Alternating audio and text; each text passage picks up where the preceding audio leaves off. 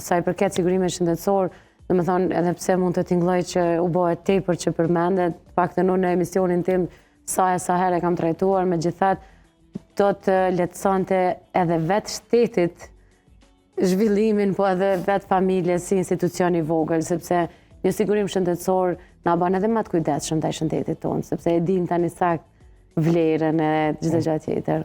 Gjithsesi, Saranda, sigurimi shëndetësor është një mënyrë e mbrojtjes sociale, është për me na mbrojt nga shpenzimet e mëdhaja dhe për këtë arsye na duhet sa më shpejt operacionalizimi apo funksionalizimi në mënyrë që me mësu të gjithë neve me pas qasje të barabartë. Këto janë në përputhje edhe me zhvillimet globale, të cilat janë përcaktuar nga Kombet e Bashkuara, na i quajmë synime zhvillimore të qëndrueshme, posaçërisht synimi i tretë, i cili i definon dhe i thret të gjitha shtetet me mësu qasje të përgjithshme në shërbimet, pa kosto, për të gjithë.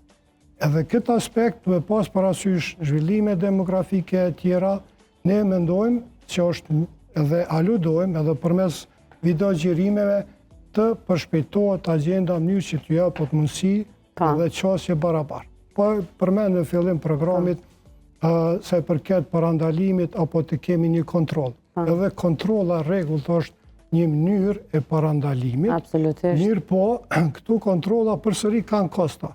Edhe në këtë mënyrë, kur ne kemi edhe mundësit apo mbullimin nga sigurime shëndetësore, na mundëson që të kemi kontrolla të rregullta, periodike, në mosha të ndryshme, edhe në këtë mënyrë me identifiku apo me na ndihmu se si me i parandalu ndonjë sëmundje tjetër.